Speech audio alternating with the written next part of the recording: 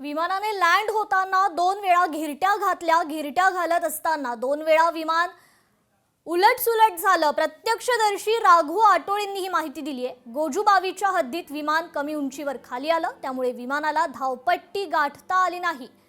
या दिशेनं आता हा तपास होणार आहे. विमानाने हवेत असतानाच नियंत्रण सोडलं, त्यामुळे आता त्यात नेमका काय तांत्रिक बिघाड झाला होता हे मात्र ब्लॅक बॉक्समध्ये निष्पन्न होईल.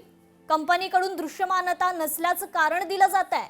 मात्र ही जी वस्तुस्थिती आपण या सीसीटीव्ही फुटेजमध्ये पाहतोय ती मात्र वेगळीच असल्याचं समोर येत आहे.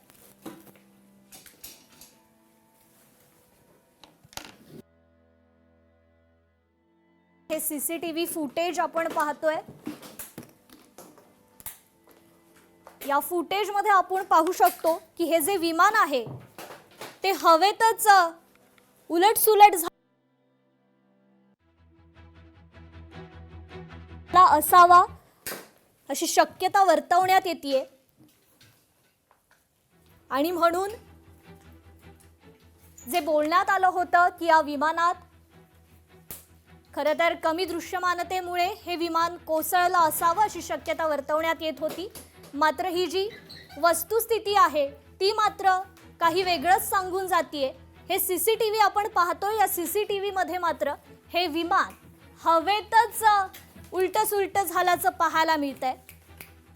आणि मग याची दृश्यमानता कमी होऊन हे विमान कसं कोसळू शकतं असा सवाल या माध्यमातून उपस्थित होतोय. एक संशय व्यक्त केला जातोय. या ठिकाणी हे सीसीटीव्ही फुटेज मात्र एक वेगळीच वस्तुस्थिती सांगून जाते.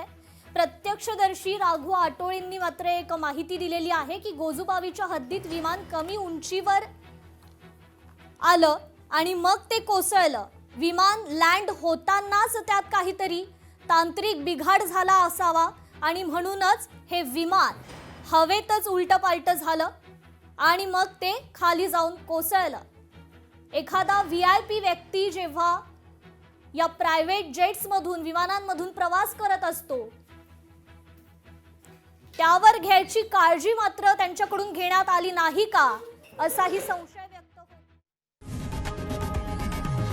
लोकशाही मराठी ऐका, पहा, जागरूक रहा.